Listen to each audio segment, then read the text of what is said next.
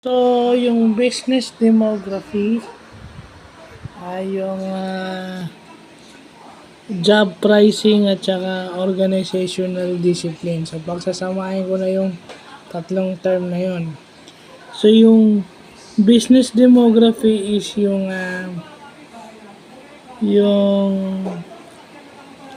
uh, information regarding yung life cycle ng isang enterprise.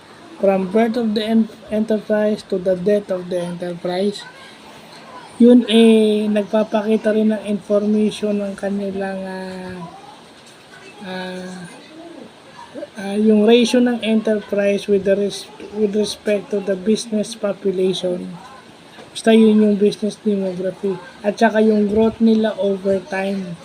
Kung sila ba lumalago over time. Kasama yun sa tinatakal sa business demography. So, syempre, pag sinabi mong demography yung area, kung lumalago ba yung business mo with a certain area.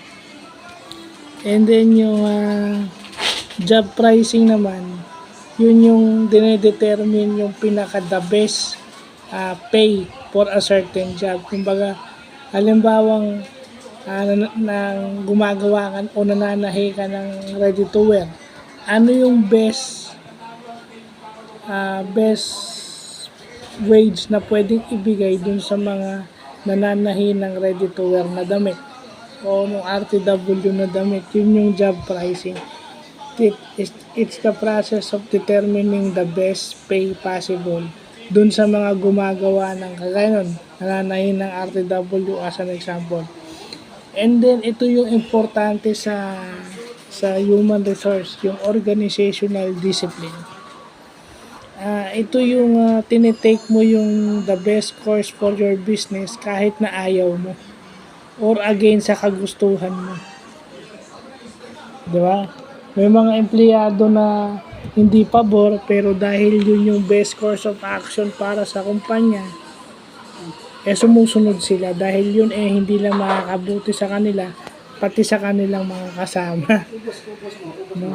I mean, kahit na hindi sila pabor pero para hindi magsara yung company o yung kanilang organization, kailangan nilang sumunod para sa ikabubuti ng lahat. So, yun yung organizational discipline. So, tatlong business terms sa isang vlog. So, pagpapatuloy pa tayo mamaya. So, yun na nga.